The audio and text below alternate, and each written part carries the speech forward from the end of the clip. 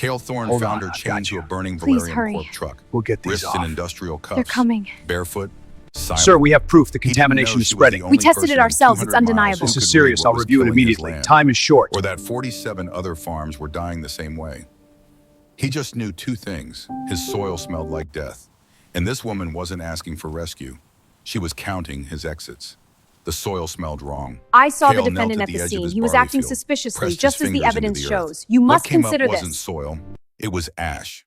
Gray, powdery, dead the way things die when they're hollowed out from the inside. 3 months ago, the barley had stood knee-high, green, alive. Now the stalks were the color of old rope, brittle, curling inward like fingers pulled away from something hot. He rubbed the dirt between his thumb and forefinger. It didn't feel like dirt. It felt like dust, like something ground down, something that had forgotten how to hold life. The mule had stopped eating last week, his ribs pressed against his hide like a fist wrapped in wet cloth. He stood in the same corner every morning, same position, not waiting for food, not waiting for water, just waiting the way living things wait when they've decided to stop. Cale wiped his hands on his jeans, stood, walked toward town. The sun pressed down on everything, not warm, heavy, like weight, like punishment for something nobody remembered doing. Ashfield sat at the crossroads of State Highway 77 and County Road 12, population 3,200. One traffic light, 2 gas stations, a feed store that smelled like molasses and dust. Tobin's Dry Goods occupied the corner lot. Red brick, faded awning, windows that hadn't been washed since the Carter administration. Cale pushed through the door. Bell chimed. Same bell that had chimed when his father bought seed here 40 years ago. Tobin looked up from his counter, 60-something, soft around the middle. Eyes that had seen too many farmers walk in with empty pockets and walk out with nothing. Cale. Tobin. The silence that followed wasn't comfortable. It was the kind of silence that comes when two men know what's about to be said and neither wants to say it. Cale set his hands on the counter. 1 bag, barley seed. I'll settle up after harvest. Tobin shook his head, not angry, just tired. Can't do it. Tobin. New rules, no credit without collateral. Since when? Since Valerium bought the feed contract. Cale felt something cold slide down his spine. Since when does a chemical company decide who gets seed? Tobin looked away, out the window. At the Valerium Agricultural Corp office across the street, glass and steel, too new, too clean, like a scar on old skin. Since they bought Judge Brennan's mortgage last month, Tobin said. Since they bought the grain elevator. Since they bought half the commercial property in town. He turned back to Cale. Everyone's got to live with Valerium now. Even me. Cale stood there. The bell above the door chimed as someone else came in. He didn't look, didn't move, just stared at the bags of seeds stacked against the wall. So close. Might as well be on the moon. He walked out. The forge sat at the end of Main Street. Smoke curled from the chimney even though the day was warm, even though nobody in Asheville could afford ironwork anymore. Garrett sat on a stool near his cold furnace, sharpening a knife. Same knife he'd probably sharpened 3 times already that week, giving his hands something to do, giving himself a reason not to think about how quiet the forge had become. Cale stopped in the doorway. Garrett, the blacksmith, didn't look up. Heard about your field. Mule's going too. Shame, good animal. Can you look at him? Vet's guild stock now, Valerium contract. Cale felt his jaw tighten. I'm not asking for guild rates, I'm asking for a favor. Garrett lifted the blade toward the light, squinted. Want my advice? Not particularly. Sell the land while you still can. I offered fair price for those East Hills before. Offer still stands. That's my father's land. Garrett set the knife down, finally looked at Cale. Your father's land killed your father. The words hung in the air. Not cruel, just true. And truth doesn't require cruelty to cut. Cale turned, walked out. Didn't say goodbye. Didn't need to. They both knew this conversation was over. The road stretched ahead of him, long, featureless, empty the way debt is empty, the way obligation is empty, going somewhere but never arriving. In the back of his skull, his father's voice whispered the same thing it always whispered. Tomorrow we'll find a way. Harlan Thorne had said it every evening, sitting at the kitchen table, account ledger open. Staring at numbers that never changed, he'd close the book. Say it like a prayer to a God who'd stopped listening. He'd said it the night before he fell in the East Field. Never got up. 44 years old, hands so cracked the gravedigger had trouble folding them across his chest. Cale had stopped believing that sentence years ago, but he still heard it, still felt it settle in his chest like cold water. Tomorrow we'll find a way. Tomorrow. Always tomorrow. He smelled the wreckage before he saw it. Burned wood. Something sharper underneath. Metal. Scorched rubber. The acrid bite of chemicals cooking in heat. He rounded the bend where the oak tree line ended. Two trucks overturned. One burned down to its frame. Black skeleton against brown earth. Cargo scattered. Crates split open. Barrels leaking. A drum spilling its contents into the dirt. Flies had found everything. They always did. Flies and tax collectors. The two forces that never miss a meal. No bodies. This wasn't a massacre. This was trade. Take what's useful. Leave what isn't. But then he heard something. Metal on metal. The soft clink of chain links moving against iron. He walked around the burned truck. The woman was chained to its axle. Her wrists were bound in front of her industrial cuffs, the kind they use in livestock transport. The chain wrapped twice around the axle, secured with a lock newer than anything else on the truck. One leg folded beneath her, the other stretched forward. The fabric she wore had been something of value once. Now it was cloth that had forgotten its purpose. Her feet were bare. Her skin was dark. Not black, something else. Indigenous. First Nations, maybe? Dene or Cree. The kind of brown that comes from northern latitudes and old bloodlines. Her face was streaked with dried mud. Or blood. Hard to tell. Didn't matter. Her eyes were open. She was watching him, not pleading, not begging. Just watching. Quiet attention. Patient. The way a person measures danger when they've learned to measure it the way other people measure distance. She was thin. Not starving, but the kind of thin that suggests meals were theoretical concepts. Ideas, not guarantees. Her teeth showed when she breathed. Small tusks, genetic quirk, Dene trait, curved upward from her lower jaw. One was cracked, split down the middle. That took force. Deliberate force. Cale stood there. Flies buzzed. Afternoon light hit her chains like it was trying to make a point. You with the convoy, he asked. She said nothing. You hurt them. Her eyes tracked his hands. Empty hands, then his face. Something changed in her expression. Not trust. Recognition. The look of someone sorting him into the right category. I'm going to step closer, Cale said. I want to look at the lock. He moved forward. One step. She didn't flinch, just watched. The lock was simple, thick, basic. The kind they use on livestock gates. He pulled the hand axe from his belt. Her eyes went to it immediately. For the chain, he said. Not for you. 2 strikes. The link broke. The chain fell to the dirt with a sound like something coming undone. Like something finally letting go. Her hands dropped to her lap. The cuffs were still on her wrists. That would take a blacksmith. But the chain was off. The tether was broken. She didn't move. You're free of the wagon, Cale said. She looked at the broken chain, then at him. Then she picked it up, held it out toward him, like returning something borrowed. I don't want it, Cale said. She set it down on the dirt between them, carefully, precisely, then stood, slow, one hand braced against the wagon frame, the careful movements of someone reclaiming their body. One motion at a time. She was taller than he'd expected. Nearly his height, 5'8" maybe. Her shoulders were broad under the torn fabric. She looked past him, at the road, measuring distance. There's a farm, Cale said. 4 miles east, mine. You can eat, rest, leave in the morning if you want. Her gaze came back to him. She tilted her head, studied him the way a blacksmith studies a blade, checking the ground beneath the surface. Then she started walking east, because he'd said east, but like she'd been walking that direction all along.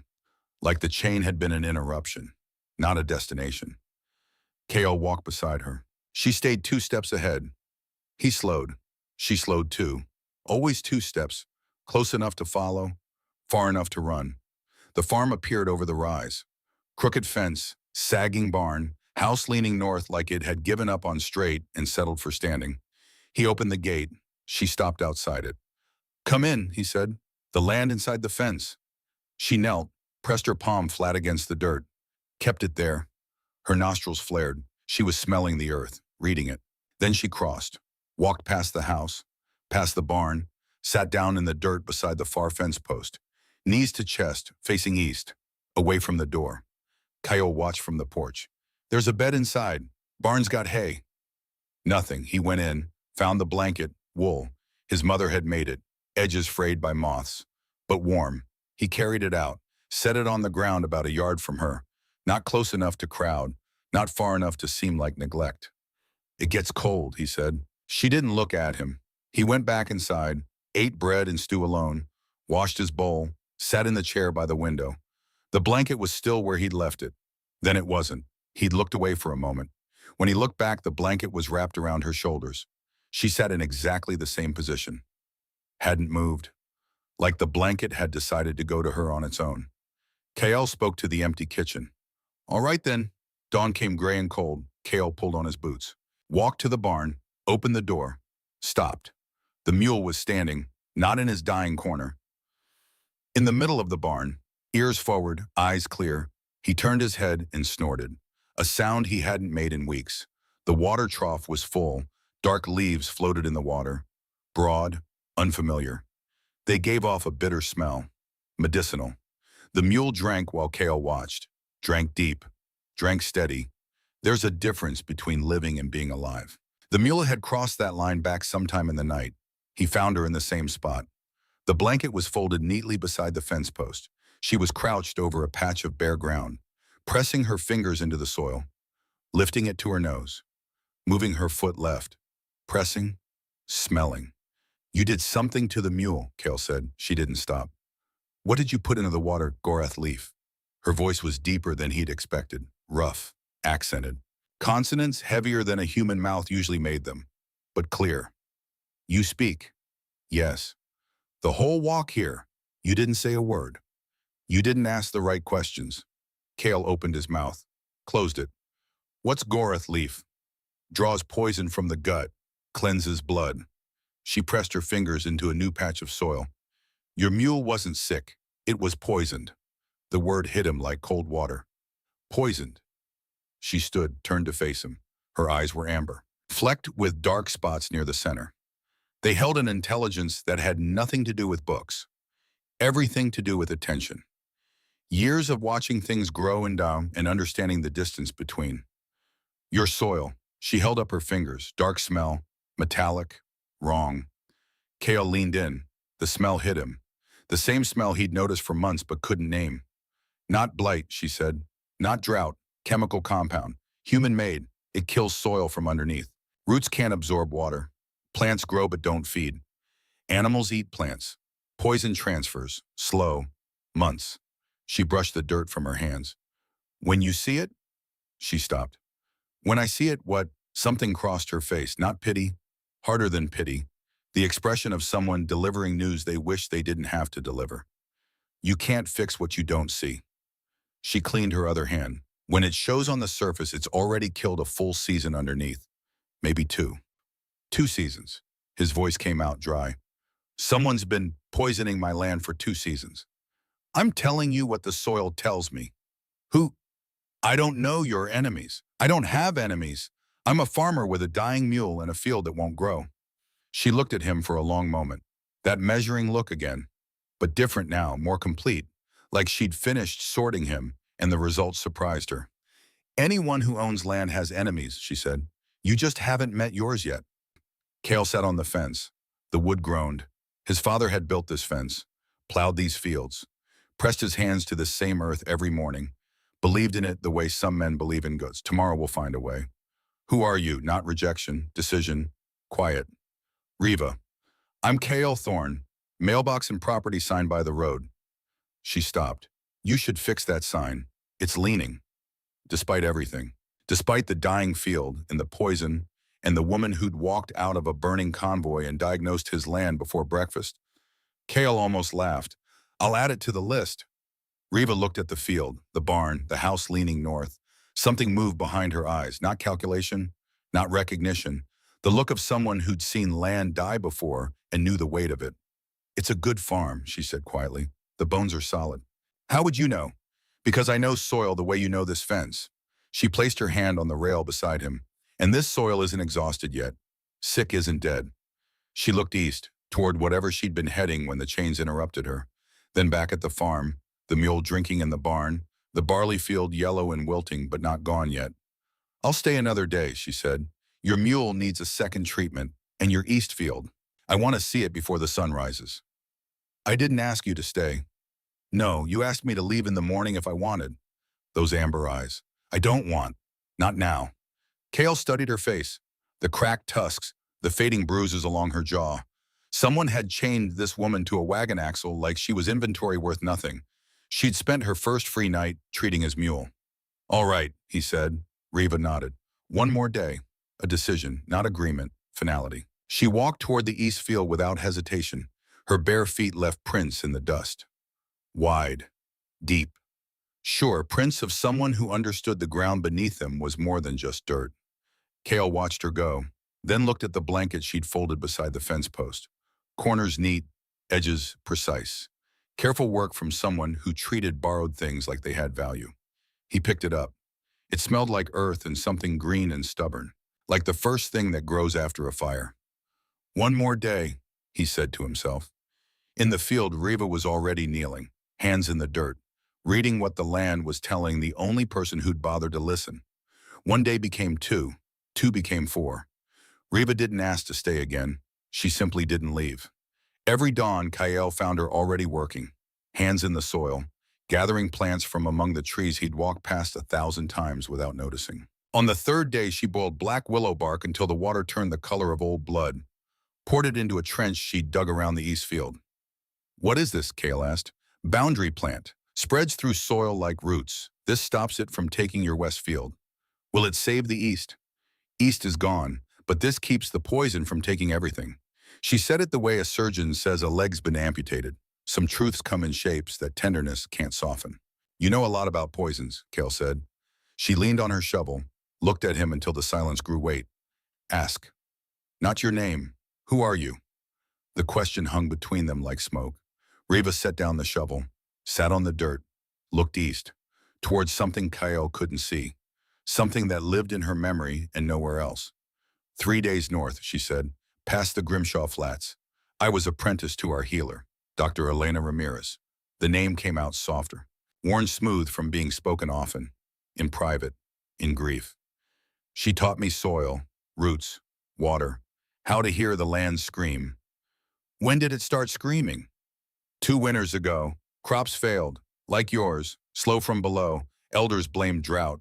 So I checked the soil, followed the water upstream. She picked up a handful of dirt, let it fall through her fingers, found barrels, hexium, hidden in a cave system. Someone was dumping them into the creek. Kale felt something cold settle in his chest. Reva drove the shovel into the ground. Valerium Agricultural Trade. The name fell like stone into still water. They'd traded with my tribe for years, she said. Tools, medicine, fabric, good prices, fair deals. We trusted them. She stopped. The silence stretched.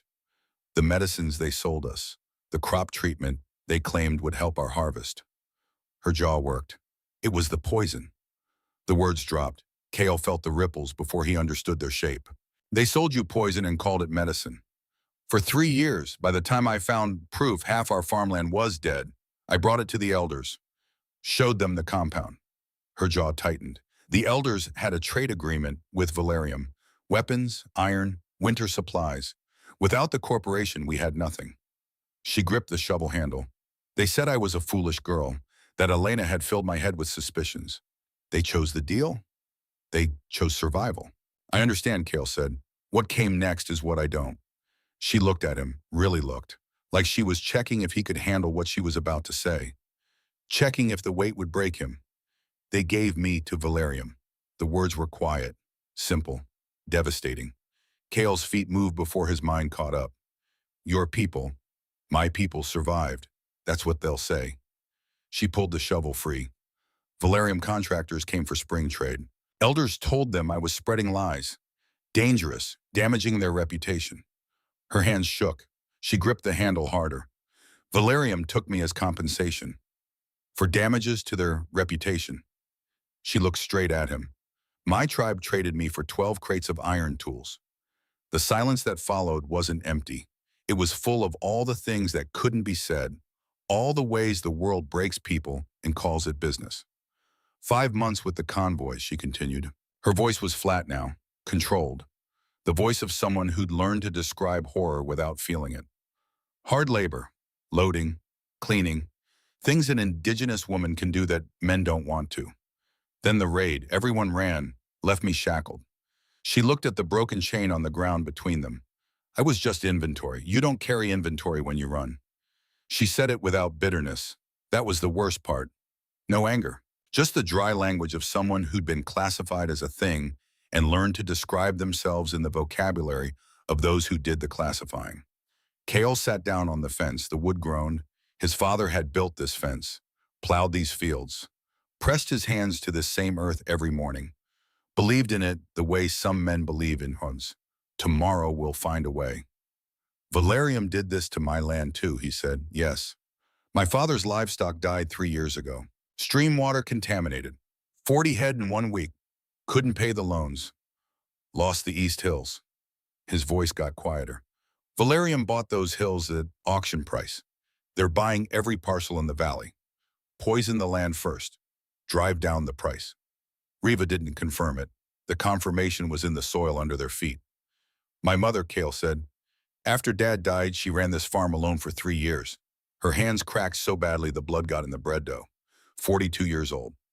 He looked at those hands, remembered them, remembered the way they shook toward the end, the way they couldn't hold a pen anymore, couldn't button a shirt. Doctor said it was her heart. It wasn't. It was the weight, carrying everything alone. Riva turned to face him fully. She was right. She died. And you're still here. The farm's still standing. Those amber eyes held something fierce now, something that cut through grief and found the truth underneath. She didn't find the way. She kept the way open so someone else could walk it. The words settled over Kyle like dawn, like the first light after a long night. Not comfort, recognition, hoofbeats on the north road. One rider, slow, coming up the hill. Not Valerium. The rhythm was wrong. This was someone who knew the land, who rode like they'd been riding these roads for decades. A woman appeared at the fence line, 40s, weathered, riding an old bay mare with patience in her eyes. She wore dusty field clothes and a canvas pack that looked like it had survived 3 wars and a flood. The boy got there first. Wilder Tucker. Everyone called him Pike. 10 years old, son of the tanner, fast as lightning and twice as loud. He ran up the drive, breathing hard, face red. Mr. Thorne, Dr. Caldwell's coming. Cale stood. Hoopon, Dr. Iris Caldwell, the scientist lady. She heard about the convoy, about the woman you found chained up. Says she's been tracking Valerium for years and this is her chance to prove what they're doing. Cale looked at Riva. She'd gone very still, the kind of still that comes before violence or revelation. The woman dismounted, didn't bother with the gate, climbed the fence like it wasn't there, walked straight to the porch, set down her pack, pulled out 7 glass jars. Each jar held soil, different colors, different textures, all wrong. She lined them up on the porch step, didn't introduce herself, didn't explain, just knelt beside them and started labeling them with a grease pencil. Cale walked over. Pike followed. Riva stayed by the field, watching, measuring. The woman looked up, gray eyes, sharp, the kind of sharp that comes from looking at things nobody else wants to see and refusing to look away. Dr. Iris Caldwell, she said, geochemist, used to work for Valerium, 2015 to 2020. They fired me for filing an internal report about unauthorized chemical disposal. She tapped the first jar. I've been collecting these for 3 years. 7 farms, same compound. She read the labels as she touched each one. Jasper's wheat fields, Melford Farm, Tomlin's Orchard, Davidson Dairy, Brennan's East Hills. She stopped, looked at Cale. Your father's land, before you lost it. Cale felt something crack open in his chest. You knew my father. No, but I know what killed him. She tapped the 7th jar. Valerium bought all 7 properties after crop failure. Quarter price, sometimes less. She looked at Pike. You said convoy, Valerium convoy. The boy nodded, pointed at Riva. They had her chained to the truck. Dr. Caldwell turned to Riva, slowly, like approaching something that might bite. You were on the convoy. It wasn't a question. Riva walked over, picked up the first jar, held it to the light, set it down, picked up the second. Same compound I found near my village, she said, but newer, more refined. Dr. Caldwell nodded. They're perfecting it. Used to take 2 seasons to kill a field. Now just one. She opened her pack again, pulled out a folded map, spread it on the porch. Red dots covered the paper like a disease. 47 of them, all within 50 miles. Every red dot is a farm, she said. Every farm is dying, same pattern, same timeline, same buyer when they fail. Her finger traced the dots. Valerium's not just killing farms, they're killing the valley. Systematically. One field at a time. Kale stared at the map. 47 farms, 47 families, 47 versions of his father sitting at a kitchen table, staring at numbers that didn't change, saying tomorrow we'll find a way, tomorrow never coming. Why? The word came out rough. Why would they do this? Dr. Caldwell folded the map.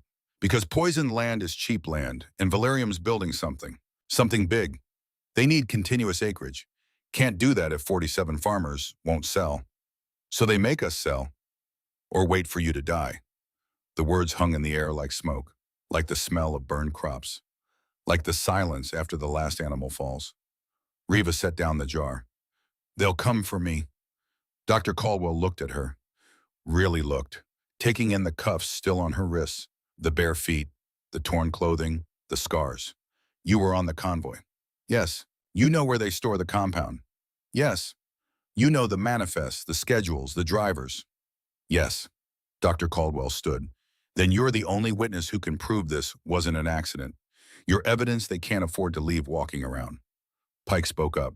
His voice was small, scared. They're coming, today.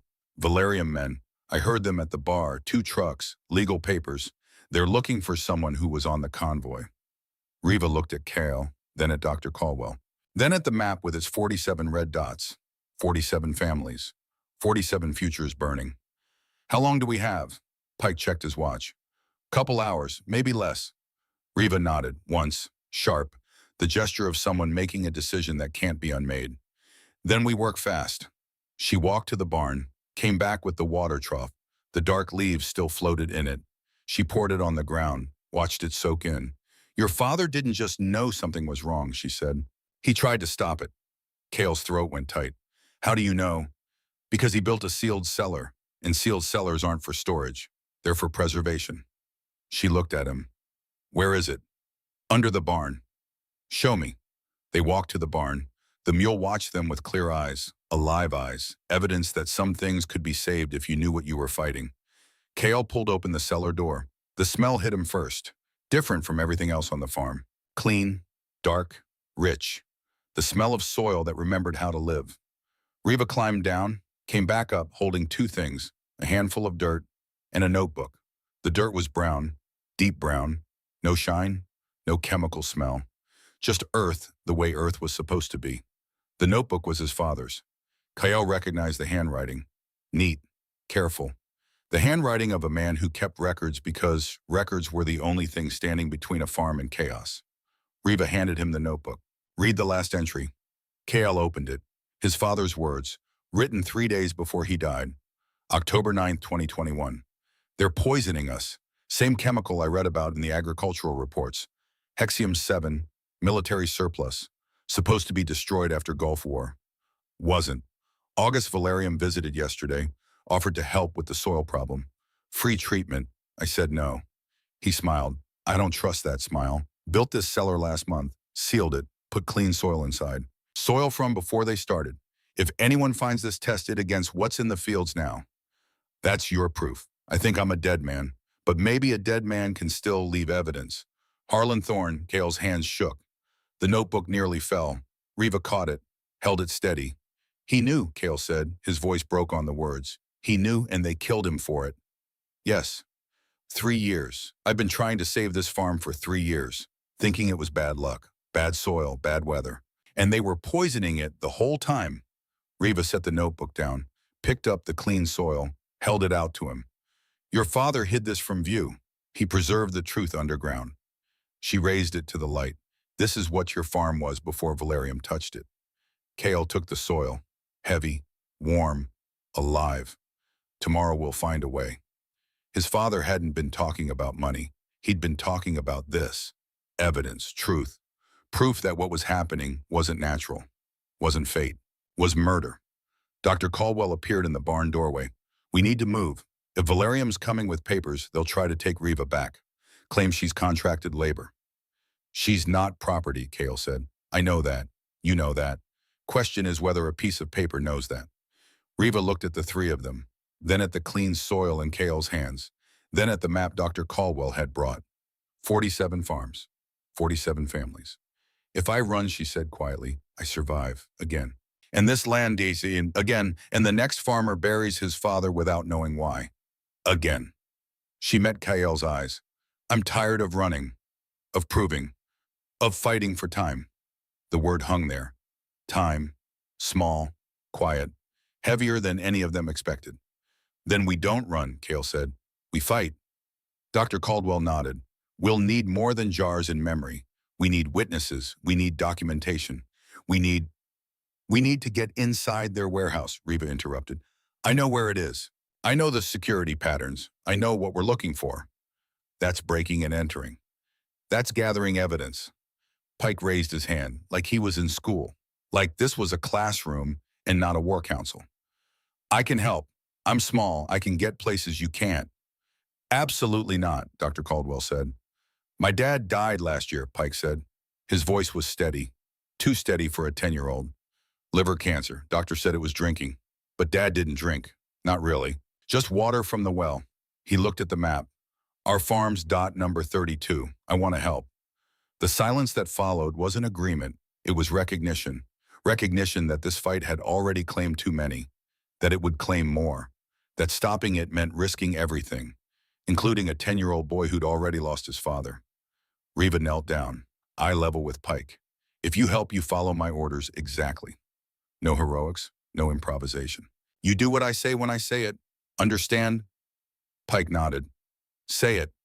I understand. She stood, looked at Kael. Your father left you more than land. He left you proof. Now we use it. The sun was setting. Long shadows stretched across the farm, across the dying field, across the barn where a mule stood with clear eyes and steady breath. Proof that some things could be saved. If you knew what you were fighting, if you were willing to fight. Kael looked at the notebook in his hands. His father's last words. Tomorrow we'll find a way. Tomorrow's here, Dad, he said quietly. Riva placed her hand on his shoulder, just for a moment, just long enough for him to feel the weight of it, the solidarity, the shared understanding of what it meant to be betrayed by the people who should have protected you. Then she pulled her hand back, turned to Dr. Caldwell. How long until they arrive? Dr. Caldwell checked her watch. Hour, maybe less. Then we plan fast and we plan smart. Riva walked to the porch, sat down. The others followed, even Pike, even the mule who wandered out of the barn and stood nearby. Like he knew, like he understood that something was being decided here that would change everything.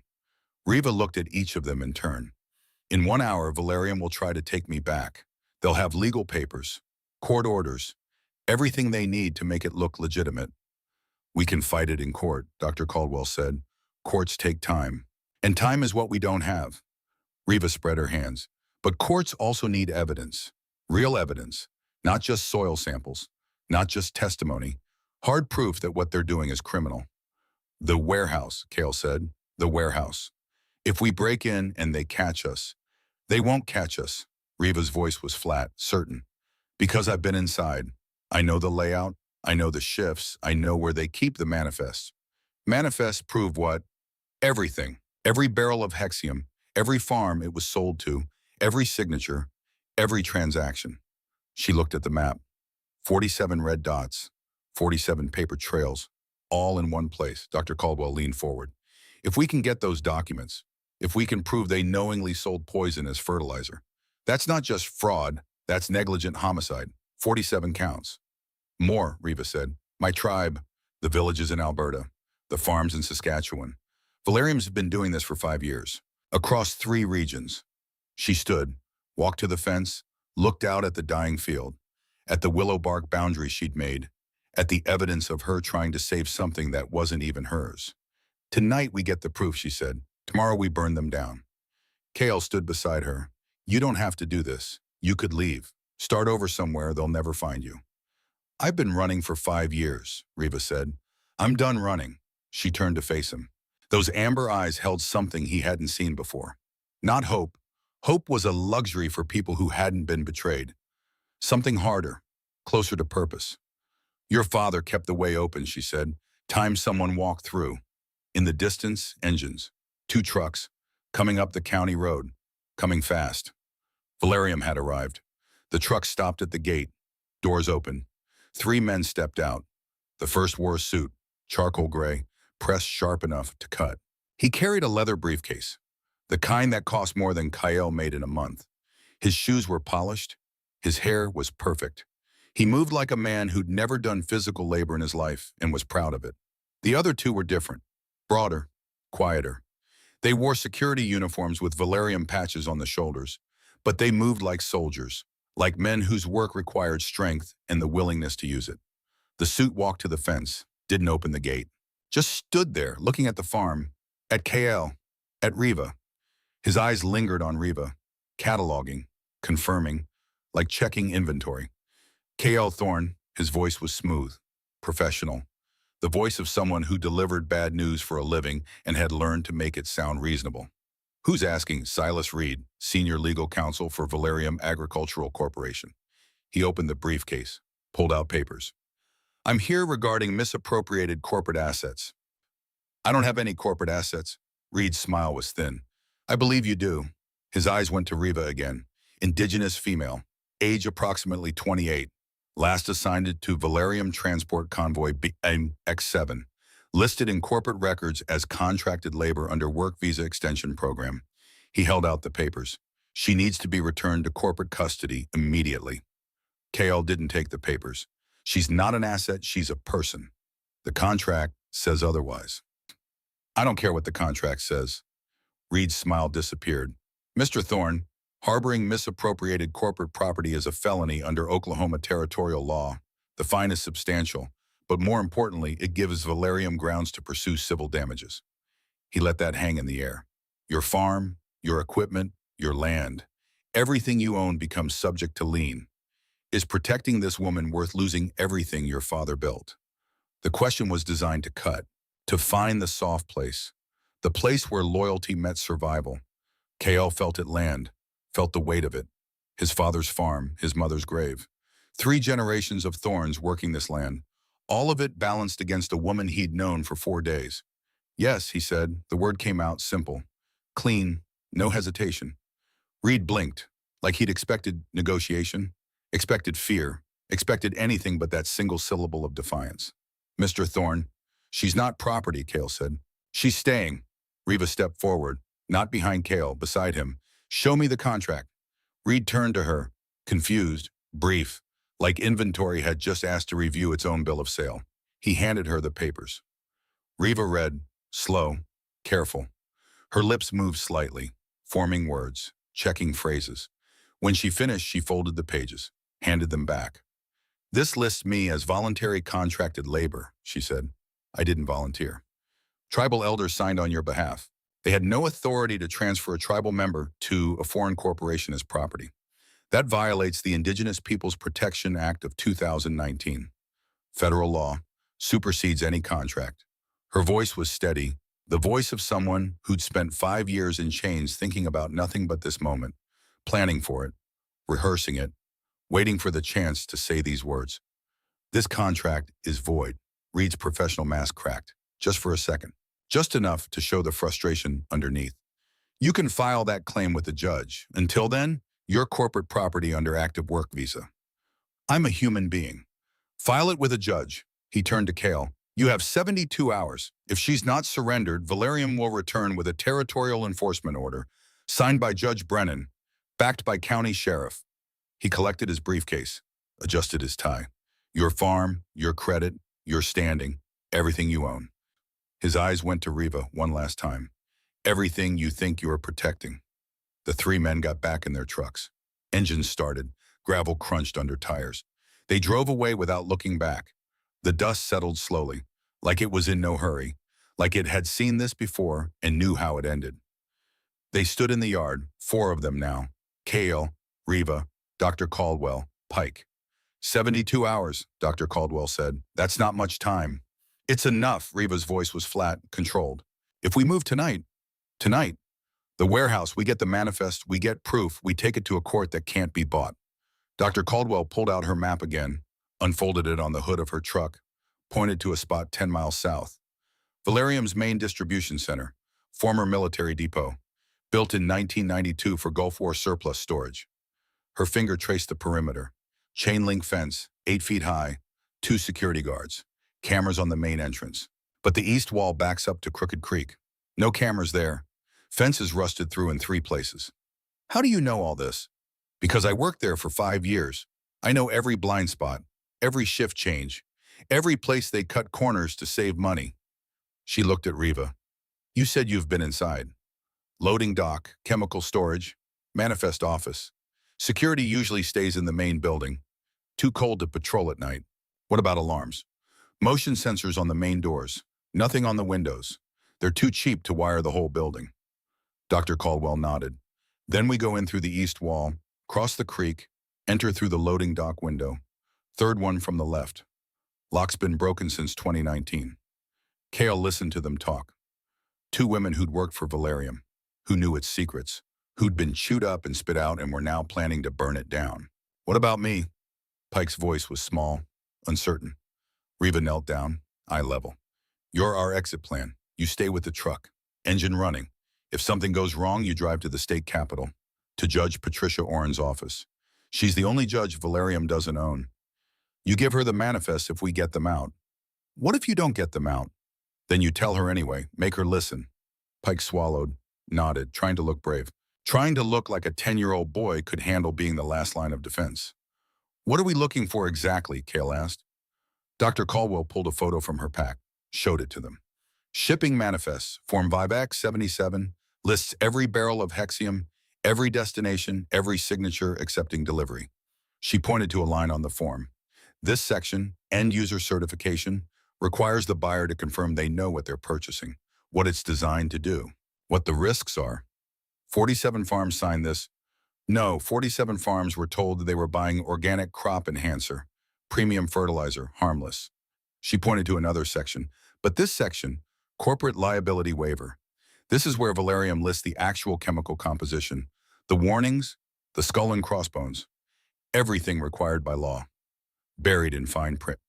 Page 17 of a 20-page document. Nobody reads page 17, that's the point. Omar, Riva took the photo, studied it. Where are these stored? Manifest office, second floor, northeast corner, filing cabinets. Everything from 2019 to present. Locked. Yes, but the key's in the security office, hanging on a board, labeled archives. How do you know it's still there? Dr. Caldwell smiled, grim. Because Valerium never changes anything. They found a system that works.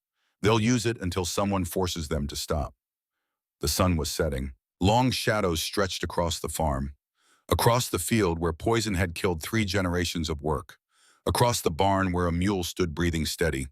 Evidence that some damage could be undone. If you knew what you were fighting, if you were willing to fight. They moved at midnight. Dr. Caldwell drove. An old Ford pickup. Headlights off until they hit the main road. Pike sat in the back, quiet, watchful.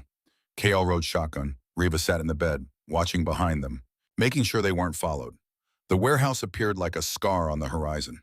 Concrete, steel, sodium lights casting orange pools on the pavement. 2 trucks parked near the main entrance. Security office windows glowing. Dr. Caldwell killed the engine a quarter mile out, coasted to the creek bed, parked behind a stand of cottonwoods. This is it, she said. Last chance to walk away. Nobody moved. She reached under her seat, pulled out bolt cutters, flashlights, work gloves. Handed them out like communion. Stay low, stay quiet.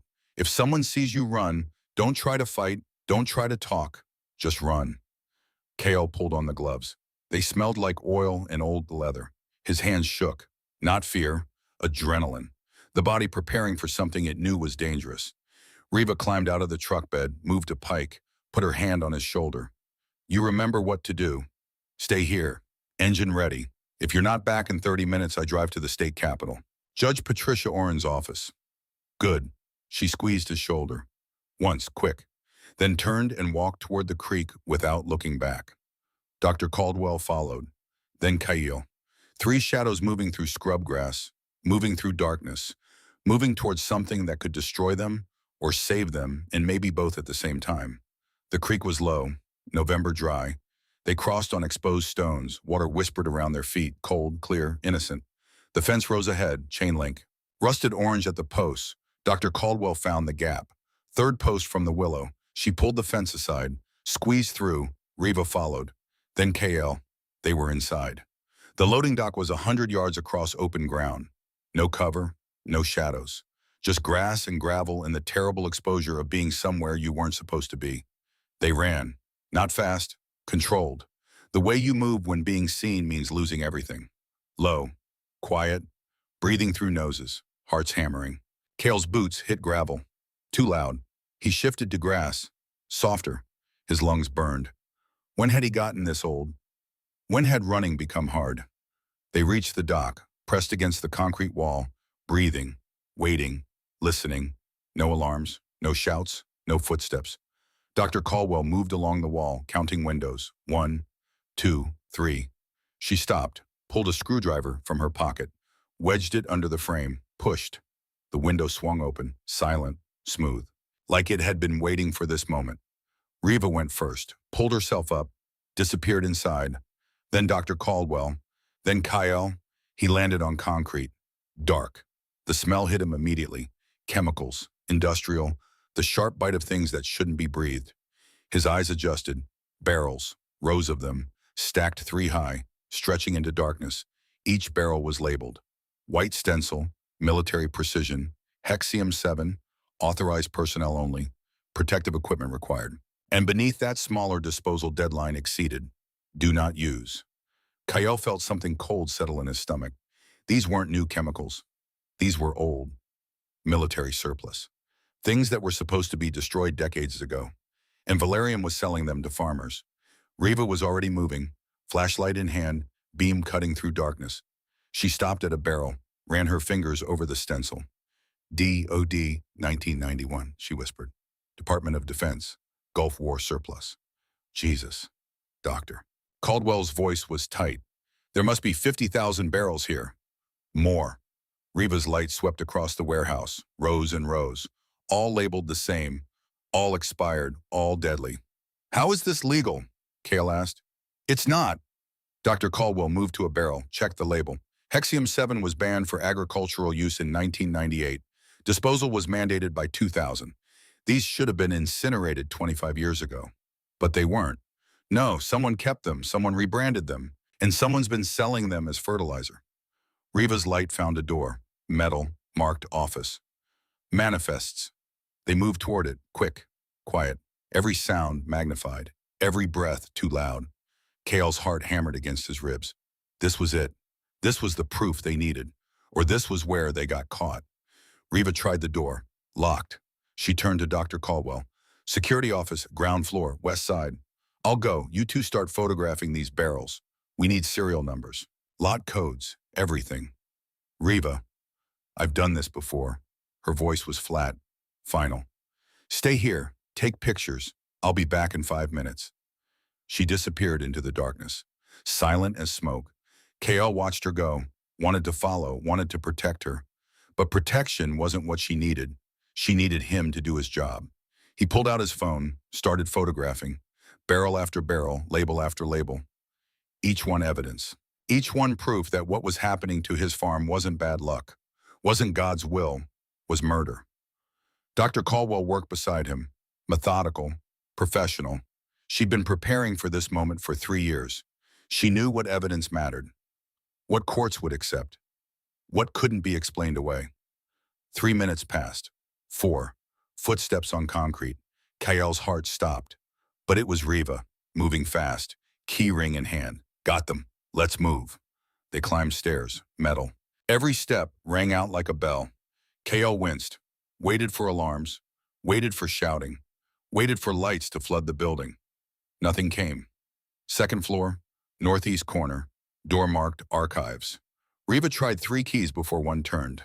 The door swung open. Filing cabinets lined the walls, 20 of them, maybe more, each labeled by year, by region, by chemical compound. Dr. Caldwell went straight to one, pulled the drawer. It slid open smooth, revealed rows of folders, green hanging files. Each one a transaction, each one a farm. She pulled the first folder, opened it. Form 5X77, shipping manifest, destination Jasper Wheat Farm, quantity 50 barrels, date March 2021. She flipped to page 17. There it was, the liability waiver, the chemical composition, the warnings, all buried beneath legal language designed to confuse. But at the top of the page, the signature line, buyer acknowledgement. It was blank. They never signed, Dr. Caldwell whispered. The farmers never saw this page. She pulled another folder, another. 47 folders, 47 manifests, 47 unsigned liability waivers. This is it, she said. This proves they knew. They knew what they were selling. They knew it was poison. They knew the farmers didn't know. Reva was already pulling files, shoving them into her jacket. Take everything from 2019 forward, everything with Hexium listed. They worked fast, pulling folders, stuffing them into clothes, into pockets, into waistbands, evidence turning them into walking archives. Kale reached for another drawer. His hand froze. The label read, Thorn Property, East Hills Acquisition. He pulled it open. Inside was a folder, thick, full. He opened it. The first document was a land survey, his father's East Hills, 240 acres, appraised value $1.2 million, purchase price $47,000. His hands shook. He flipped pages, found the soil report, dated 6 months before his father's death. Chemical analysis, Hexium-7 concentration, critical levels. Recommendation, immediate remediation required. Estimated cost $400,000. And beneath that, a handwritten note. August Valerium's signature at the bottom. H. Thorne refused treatment offer. Threatened to report contamination to state EPA. Recommends cessation of all business relations. Monitor situation. If Thorne persists, implement Protocol 7. Protocol 7, Kale flipped forward. Found another document, dated 1 week before his father died. Medical report. From Valerium's corporate physician. Patient Harlan Thorne. Exposure level acute. Prognosis terminal. Contamination source. Direct dermal contact with Hexium-7 concentrate. Recommend no treatment. Condition will resolve naturally within 2 to 3 weeks. The words blurred. Kale's vision went red at the edges. His father hadn't died of natural causes. He'd been exposed. Deliberately. And Valerium's doctor had let him die. Had watched him die. Had written it down like it was a research observation. Kale, Reva's voice. Urgent. We need to move. He couldn't speak. Couldn't breathe. Just held the folder.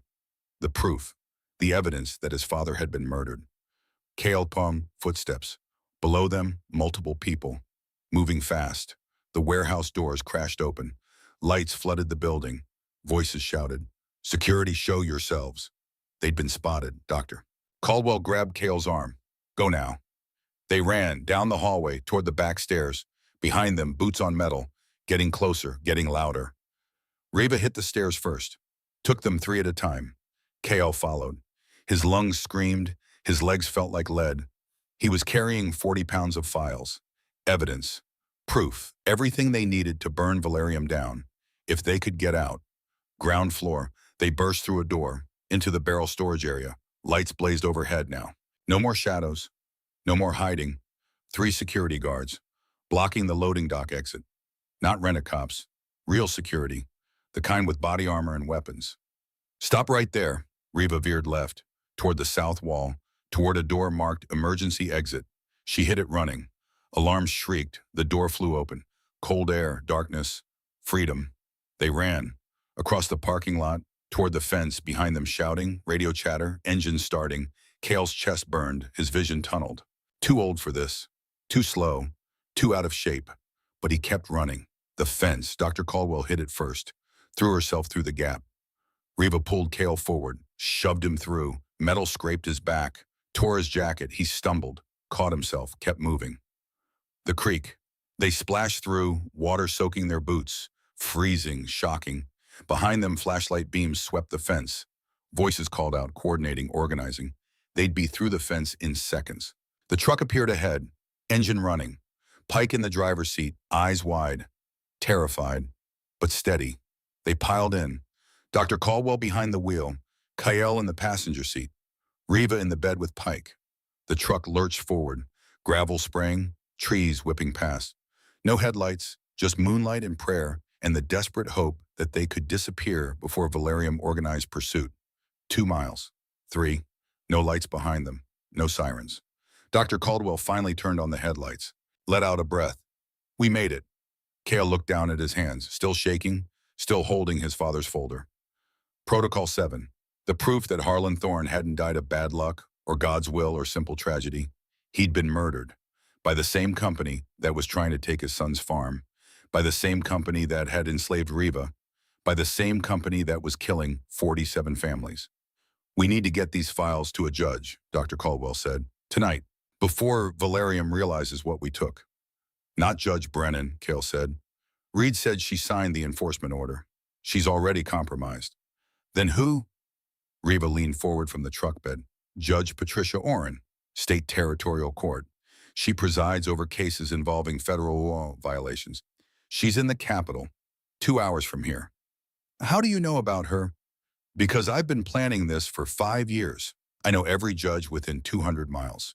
Their jurisdiction, their politics, their debts.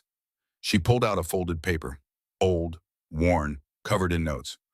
Orrin was appointed last year, fresh, clean, no connections to Valerium, and she holds emergency hearings for cases involving imminent harm. It's 1 a.m, Dr. Caldwell said. Then we wake her up. They looked at each other, in the darkness, in the truck. 4 people who'd just committed a felony, who were carrying evidence that could destroy a corporation, who had maybe 12 hours before Valerium realized what they'd done and came for them with everything they had. Let's go, Cale said. Dr. Caldwell pressed the accelerator. The truck roared through the night, heading toward the Capitol, toward a judge who might listen, toward justice or destruction, and maybe both at the same time. They reached the Capitol at 3 a.m. State Courthouse. Limestone and glass, dark except for security lights. Dr. Caldwell parked across the street. Now what? Now we make noise, Riva said. She walked to the courthouse steps, pulled out her phone, made a call. It rang and rang and rang. A voice answered, female, groggy, annoyed. This is Judge Orrin. Do you have any idea what time? My name is Riva Ashcroft. I have evidence of systematic poisoning of 47 farms in Oklahoma by Valerium Agricultural Corporation, including documents proving the CEO ordered the murder of a farmer who refused to cooperate. I'm standing outside the courthouse right now, and I'm not leaving until you hear me. Silence on the other end. Then, stay where you are. 20 minutes later, lights came on inside the courthouse. A woman appeared at the door, late 30s, dark hair pulled back, wearing sweatpants and a Georgetown Law sweatshirt. She looked at them through the glass, studied them, measuring. Then she unlocked the door. You have 5 minutes, Judge Patricia Orrin said. Convince me not to call security. Riva held up the folders. We have manifests, medical reports, internal memos, proof that Valerium Corporation has been selling banned military chemicals as agricultural fertilizer. Proof they've poisoned 47 farms. Proof they murdered at least one farmer who tried to stop them. She opened the first folder, showed the unsigned liability waiver. Every one of these farms was told they were buying organic treatment. None of them saw the actual chemical composition. None of them signed the liability waiver, because Valerium never showed it to them. Orrin took the folder, read. Her face went from skeptical to focused to horrified in the space of 30 seconds. How did you get these? We took them, tonight from Valerium's warehouse. That's inadmissible. Fruit of the poison tree. Is it? Riva held up her wrists, the scars from the cuffs. I was held as slave labor by Valerium for 5 years. These documents detail my own imprisonment.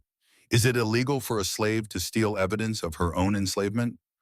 Orrin looked at the scars, at Riva's face, at the determination there.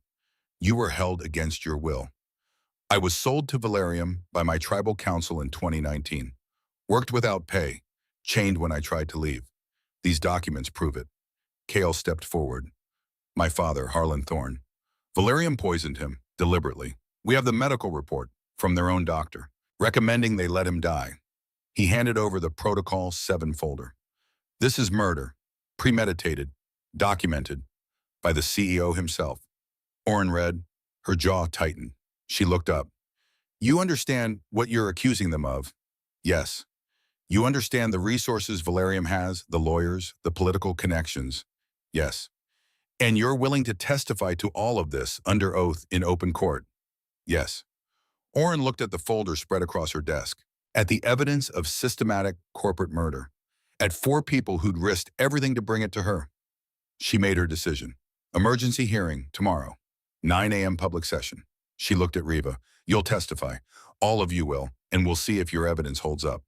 What about Valerium? Dr. Caldwell asked. They'll come for Riva. They have an enforcement order. Not anymore. Orrin picked up her phone, made a call.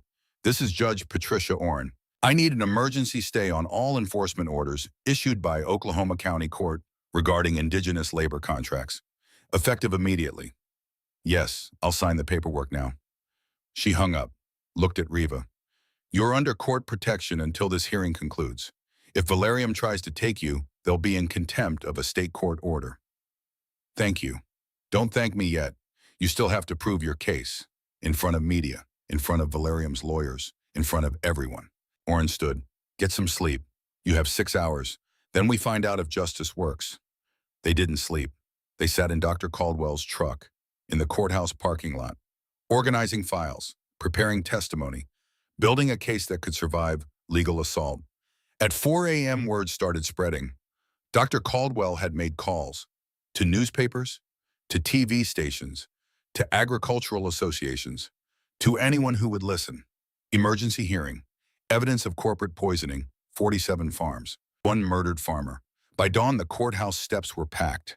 Cameras, reporters, and farmers. 17 of them. The same 17 who'd lost land to Valerium. They'd driven through the night, come to witness, come to testify, come to watch justice happen or fail. Jasper was among them. 72 years old, leaning on his grandson Tyler. Moving slow but moving, determined. Heard about the hearing, Jasper said. Drove 5 hours, wouldn't miss this. You didn't have to come, Cale said. Yes, I did. This is my farm too. My family too. My fight too. Word had spread through the valley, the way it always does in small towns, farmer to farmer. Phone calls in the dark, kitchen tables in coffee shops and feed stores. By the time Jasper arrived at 4 a.m., others were already there. Margaret Davidson, the Tomlins, the Melfords, families who'd lost everything and didn't know why. Now they knew, and they came to bear witness. At 8:55 a.m., the courthouse doors opened. They filed in, 17 farming families, 4 whistleblowers, 1 judge, and the accumulated weight of 47 poison fields. At 9 o'clock a.m. exactly, Judge Orrin took the bench. This court is now in session. Case of the People versus Valerium Agricultural Corporation. Emergency hearing on evidence of criminal contamination and negligent homicide. She looked at Riva. Miss Ashcroft, present your evidence. Riva stood. Walked to the witness stand. No lawyer, no script. Just her and the truth in 5 years of waiting for this moment. My name is Riva Ashcroft. In 2019, my tribal council sold me to Valerium Corporation for 12 crates of iron tools. And she told it. All of it. The poison sold as medicine. The villages that died. The elders who chose profit over people. The chains, the labor. The 5 years of slavery disguised as employment. When she finished, the courtroom was silent. Judge Orrin spoke. The court recognizes that Miss Ashcroft's testimony establishes standing. The documents obtained from Valerium's facility relate directly to her unlawful detention. Therefore, they are admissible as evidence gathered by a victim of the crime being investigated. She looked at Valerium's empty chair. They hadn't bothered to send anyone. Didn't think this hearing mattered. They were wrong. Dr. Caldwell, present your findings. Dr. Caldwell stood. Presented the soil samples, the chemical analysis, the map with 47 red dots, each dot a farm, each farm a family, each family a tragedy. Then Kyle testified about his father, about the Protocol 7 memo, about the medical report that recommended letting Harlan Thorne die. Then the farmers, one by one. Jasper, Margaret, the others, each telling the same story. Land that died, animals that starved, families that lost everything. 47 stories, 47 pieces of the same crime. By noon, Judge Orrin had heard enough. Based on the evidence presented, this court finds probable cause to believe Valerium Agricultural Corporation engaged in systematic criminal contamination, fraud, and negligent homicide. I'm issuing warrants for the arrest of CEO August Valerium and legal counsel Silas Reed. I'm also ordering an immediate halt to all Valerium operations pending full investigation. She slammed the gavel. The courtroom erupted. Cheering, crying, 47 families finally hearing someone say what they'd known in their bones. This wasn't their fault. This was murder, and someone was finally going to pay. They left the courthouse at 2 p.m., exhausted, triumphant, knowing this was just the beginning but finally having hope it would end. The drive back to Ashfield took 3 hours. They arrived at Kale's farm as the sun was setting. The sign by the road still leaned. Kale looked at it. Remembered Reva saying he should fix it. Remembered thinking he'd add it to the list. Tomorrow, he said. Tomorrow I'll fix it. Reva smiled. Small, real. Tomorrow. They stood on the porch, watching the sun set over fields that would heal, over land that would remember how to live. What happens now? Kale asked. Now we wait. The investigation will take months, maybe a year. Valerium will fight. They'll appeal. They'll try everything. But we have the evidence. We have the evidence. Kale looked at her, at the woman who'd been chained to a burning truck, who'd saved his mule, who'd diagnosed his land, who'd fought beside him against a corporation that thought it was untouchable. Stay, he said, not as a guest, as a partner. Help me rebuild this farm. Teach me what you know. Reva looked at the fields, at the barn, at the house leaning north, at the land that had been dying and was now fighting back. I'll stay, she said, but not just to rebuild, to build something new, something they can't poison, something that lasts. What's that? Truth, and the land that knows your weight. She looked at him. Garikar. The words settled over the farm like a blessing, like a promise, like the first rain after a drought. Tomorrow they would fix the sign. Tomorrow they would plant new seeds. Tomorrow they would start building something that couldn't be taken away. But tonight they stood together on land that was finally theirs, free of chains, free of poison, free of lies. Home. The investigation moved fast. FBI agents arrived in Ashfield 2 days after the hearing. Federal prosecutors, Environmental Protection Agency. They descended on Valerium's warehouse like a military operation. What they found was worse than anyone imagined. 53,000 barrels of Hexium-7, all marked DOD 1991, all supposed to be destroyed in 2000, all sold as premium agricultural fertilizer at $400 per barrel, $21 million in illegal sales, 47 farms poisoned, and a paper trail that led directly to August Valerium's desk. On day 7, federal marshals arrested him at his home in Tulsa.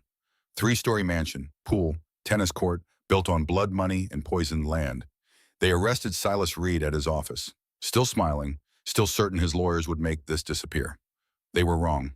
The trial began 3 weeks later. Federal courthouse in Oklahoma City. Standing room only. Every seat filled. Media circus outside, national coverage. This wasn't just a local contamination case anymore. This was corporate America on trial. Kale sat in the front row. Reva beside him, Dr. Caldwell, Pike, 17 farming families, and Tyler holding the flag from his grandfather's funeral. Jasper should have been there, but Jasper was gone. He died on day 5 of the investigation. Heart attack. Massive. Final. Like his body had held on just long enough to see justice start and then let go. Tyler had found him in the barn. Peaceful, sitting in his chair, hands folded, like he'd simply decided it was time. The funeral had been 3 days ago. The whole town came. 17 farming families, the FBI agents working the case, Judge Orrin herself. They buried him next to his wife, next to his son, 3 generations of Jaspers in the ground. But Tyler was still here, still fighting, still holding the line. KL had spoken at the funeral, kept it short, kept it true. Jasper held the line. He didn't live to see justice, but he lived long enough to know it was coming. That's enough. That has to be enough. Now Tyler sat in the courtroom, 15 years old, watching the men who'd killed his grandfather face trial. The prosecution opened strong, 47 manifests, 47 unsigned liability waivers, medical reports, internal memos, email chains showing August Valerium personally approving the sale of banned chemicals. In Protocol 7, the prosecutor held it up. Read it aloud. For non-compliant land owners who threaten corporate India, implement targeted contamination to force sale or eliminate resistance. He looked at the jury. Eliminate resistance. That's what they called it. when they poisoned people who wouldn't sell, when they murdered Harlan Thorne, when they destroyed 47 families. The defense tried, claimed the chemicals were properly labeled, claimed farmers had signed disclosure forms, claimed this was all a misunderstanding. But you can't misunderstand murder. Not when it's written down, signed, implemented. On day 3, Reva testified. She walked to the witness stand like she was walking to battle. Steady, certain, unbreakable. The prosecutor asked her to explain what Valerium had done. She did, all of it, from the beginning, from her village, from the medicine that was poison, from the 5 years in chains. They didn't just sell chemicals, she said. They sold a lie. They told farmers this would help their land, told my people this would save our crops. And they watched us die, watched the land die, and kept selling. She looked at August Valerium. He stared back, empty, blank, like none of this touched him. I was told I was inventory, Reva continued, that I had no value beyond what labor I could provide, that my name, my knowledge, my life didn't matter. She held up her wrists, the scars visible. These are from the cuffs they used, standard livestock cuffs, because that's what I was to them, livestock. Her voice hardened. But I'm not livestock. I'm not inventory. I'm the woman who brought down their empire, and I'm the proof that some things can't be bought or sold or poisoned. The courtroom was silent, absolutely silent. The defense had no questions. What could they ask? Her scars spoke louder than any cross-examination.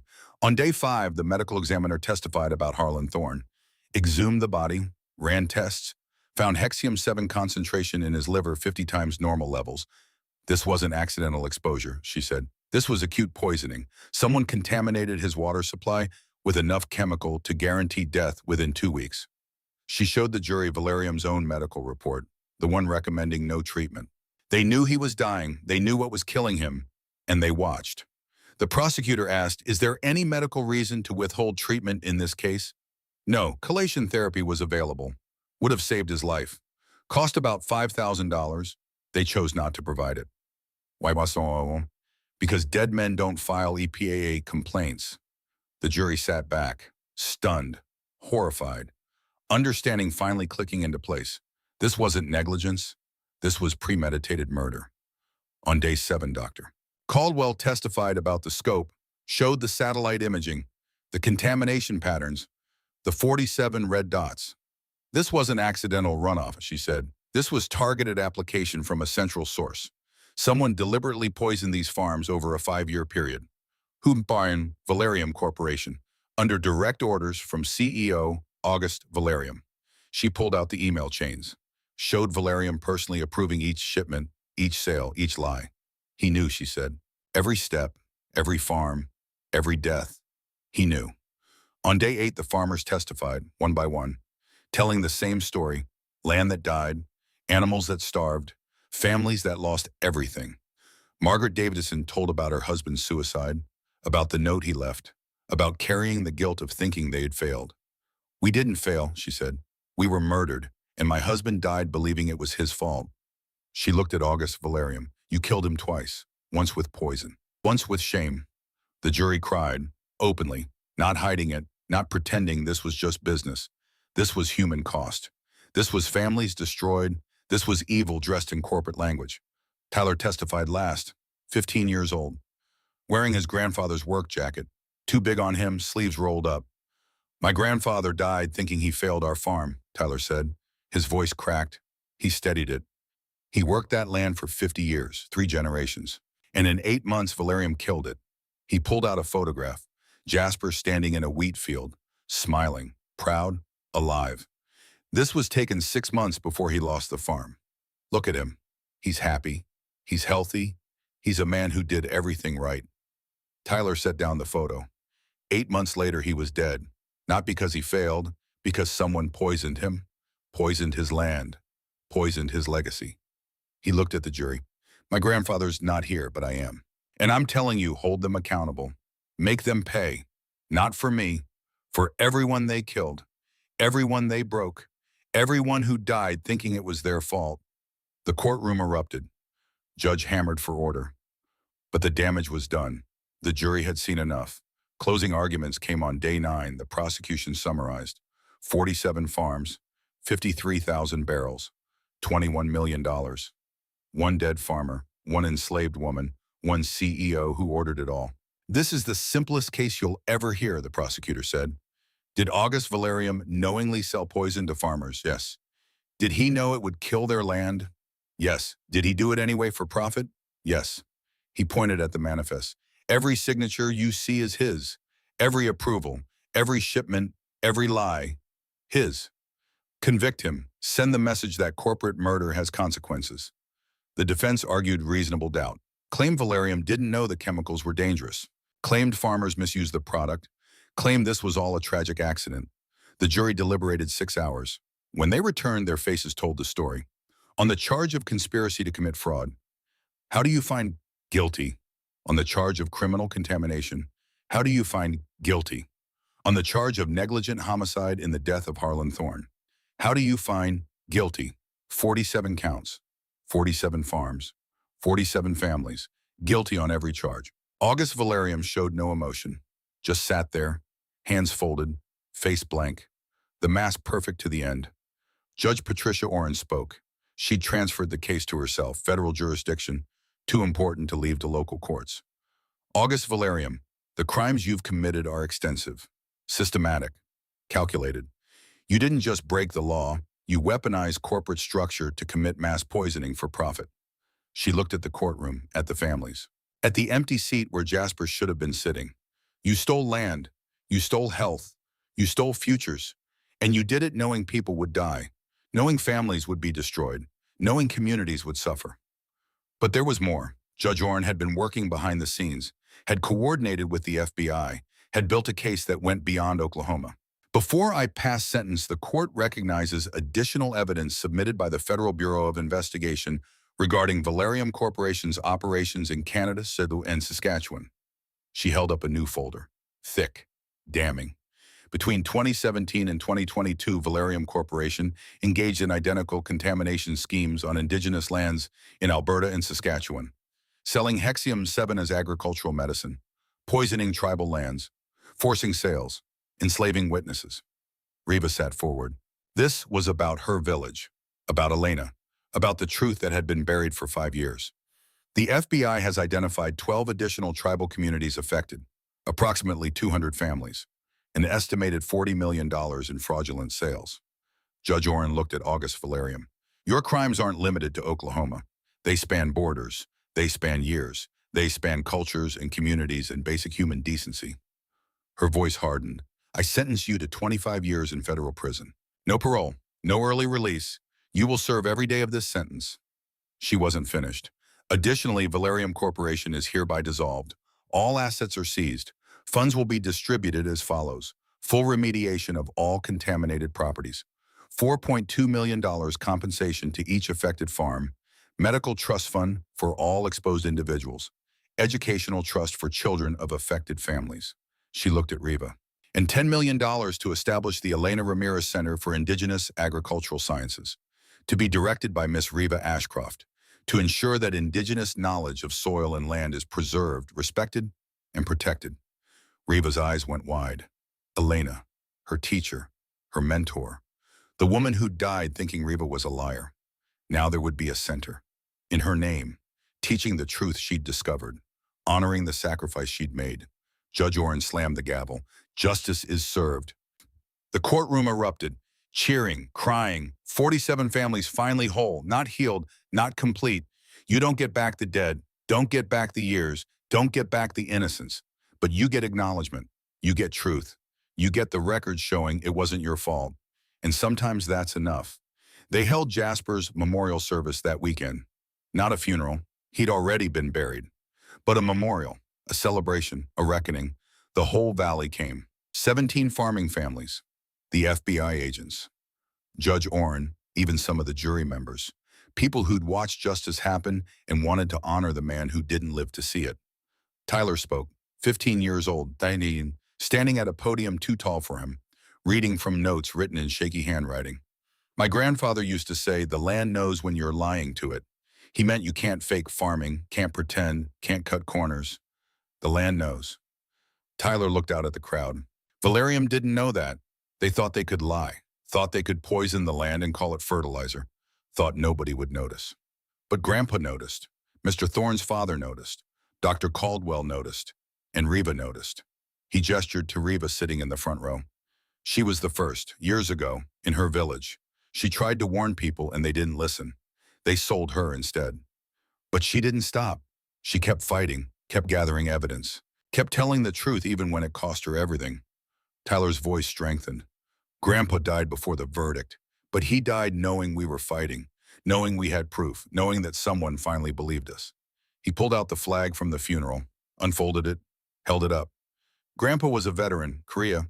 He believed in duty, in service, in standing up when standing up costs you.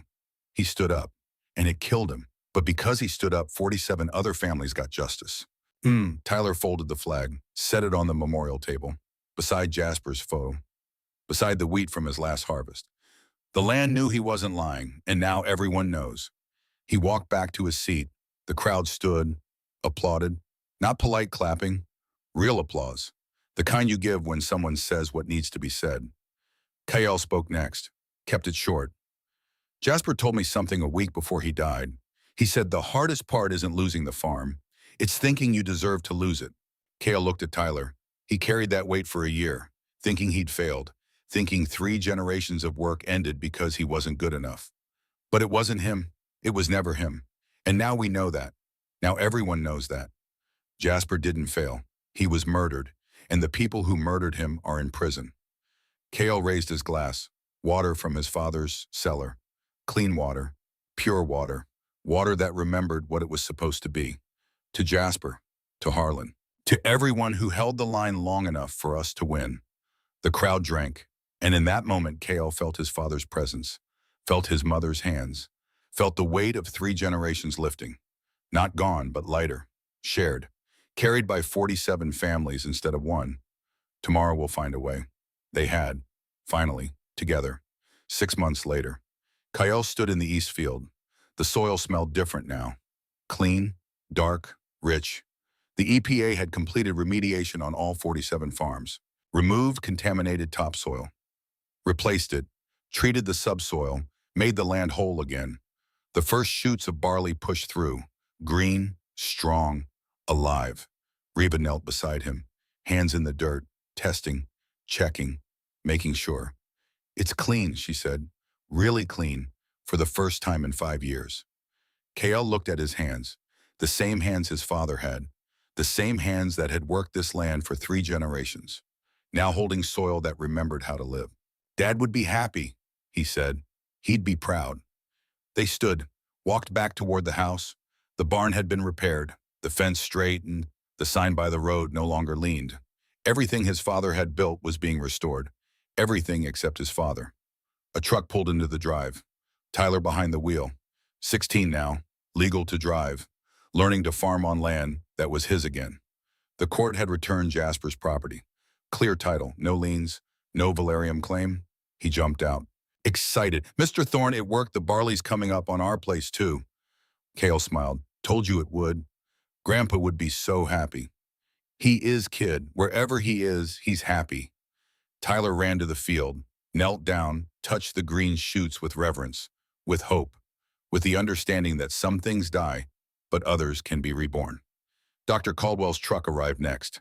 She'd been appointed to head the federal Hexium-7 cleanup program, 40 states, 12,000 potential contamination sites, a career's worth of work fixing what one corporation had broken.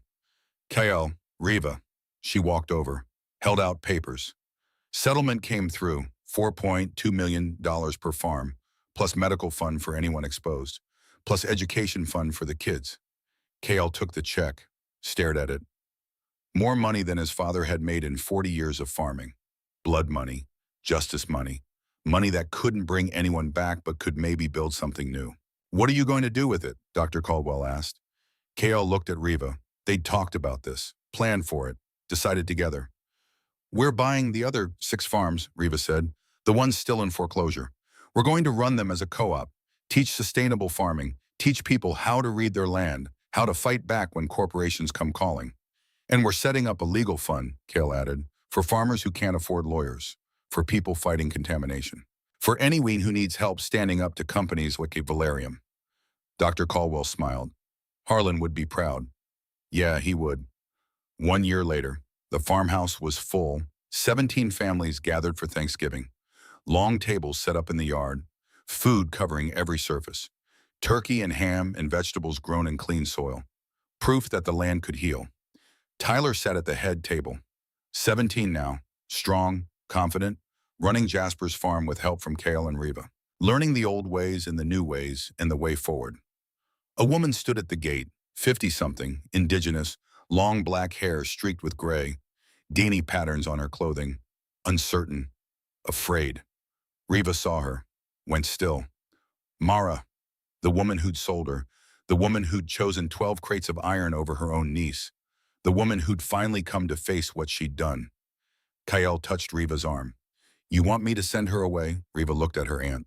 At the woman who'd destroyed her life, at the woman who'd also kept Elena's notes safe for 5 years, who'd testified at the trial, who'd helped bring down Valerium.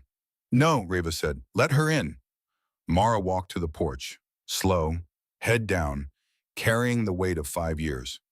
Reva, I know why you came. Mara looked up, tears in her eyes. I'm sorry. I know that's not enough. I know nothing's enough, but I'm sorry. Reva stood there, silent, measuring. The way she'd measured Kale that first day, deciding if this person was worth the risk. Finally, you're not forgiven. Not yet. Maybe not ever. Mara nodded, accepted it. But you can stay.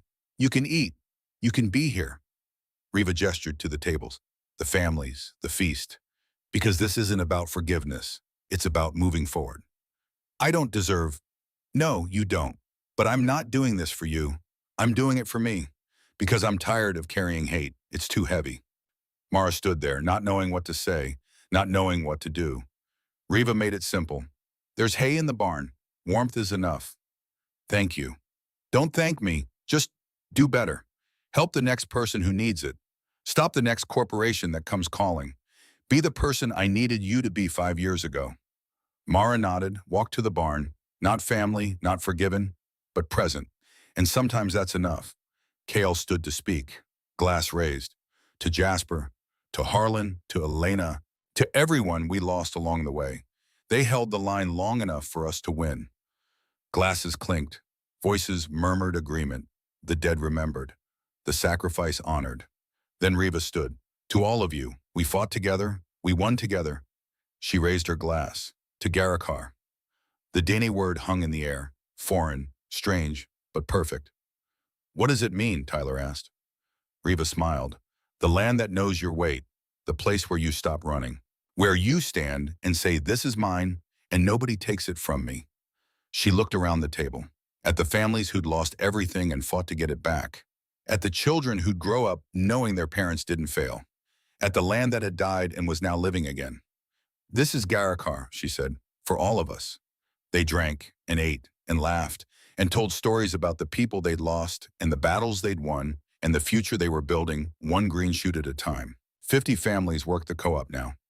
Learning from Reva, learning from Kyle, learning that the land could be trusted if you learned to read it.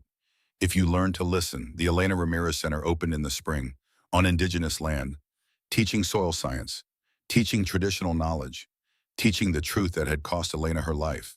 Reva directed it, taught there 3 days a week. The other 4 she spent at the farm, teaching Kale, teaching Tyler, teaching anyone who wanted to learn. Your teacher would be proud, Kale said one day. Reva touched the center's sign, Elena's name carved in wood, permanent, honored, true. She died thinking I was a liar, thinking I'd made it all up. But she left the notes. She tested the compound. She knew you were right. The elders told her I confessed, that I'd admitted to lying. Did she believe them? Reva was quiet for a long time. I don't know. I hope not, but I'll never know. Then honor her by proving it every day. Every student you teach, every farmer who learns to read their soil. That's proof. That's truth. Reva nodded. Yeah, it is. 5 years after the trial, K.O. Thorne stood at his father's grave. 40 years old now, gray at the temples, lines around his eyes from squinting at fields and weather and the horizon. Reva stood beside him, his wife, his partner, the woman who taught him that some chains are visible and some aren't, but all of them can be broken. They'd married 2 years ago. Quiet ceremony. Just family. Just the people who mattered. Not because they needed permission or papers, but because sometimes making it official matters. KL placed flowers on the grave. Wildflowers from the east field, growing in soil that was clean now. Soil his father had preserved in a cellar because he believed someday someone would use it to prove the truth. "We did it, Dad," Cale said. "The farm's clean, the valley's clean, 47 families got their land back." He paused. "Tyler's running Jasper's place. Good kid, strong, you'd like him." Wind rustled through the cemetery, carrying the smell of growing things, of harvest, of hope. "Valerium's dissolved. August is in prison. 25 years. He'll die there." Cale's voice cracked. "You were right. Tomorrow we found a way. Just took longer than you thought." Riva placed her hand on his shoulder. Squeezed. He covered her hand with his. They stood there in silence. Two people who'd survived poison and chains and betrayal, who'd learned that the hardest fight isn't against enemies. It's against believing you've failed when you haven't. They walked back to the truck, drove home. The sign by the road stood straight now. Fresh paint, clear letters. Thorne Family Farm Sewist, 1952. Garakar. Riva saw him looking at it. "Still hate the sign." "No, it's perfect." They pulled into the drive. The barn was rebuilt, the house repaired. The fields stretched green and gold under afternoon sun. 50 families worked the co-op now. Learning, growing, building something that couldn't be poisoned because it was rooted in truth. A delegation waited at the house. Visitors from Canada, from the Dani nation, elders and young people, coming to learn, coming to see what Riva had built. She greeted them in her language, welcomed them, showed them the fields, explained the soil, taught them how to read the land and how to fight back when corporations came calling. Because they would come, they always did.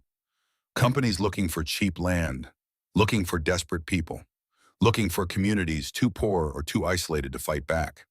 But now those communities had a model, had proof, had Riva Ashcroft standing in a field in Oklahoma saying, "This is how you win. This is how you survive. This is how you find Garahar." That evening, Kael and Riva sat on the porch, watching the sun set over clean fields, over land that knew their weight, over home. "Do you ever regret it?" Kael asked. "Staying, you could have run, started over somewhere they'd never find you." "No," Riva said. "Running is easy. Staying is hard. But staying is how you win." She looked at him. "Your father stayed. My teacher stayed. Jasper stayed. They paid for it with their lives. But because they stayed, we knew what to fight for." "And what's that?" "The truth, the land, each other." She leaned against him. Solid, real. "Here.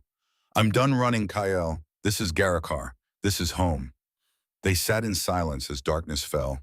Stars appeared one by one, small lights in a vast sky, but enough to navigate by, enough to find your way.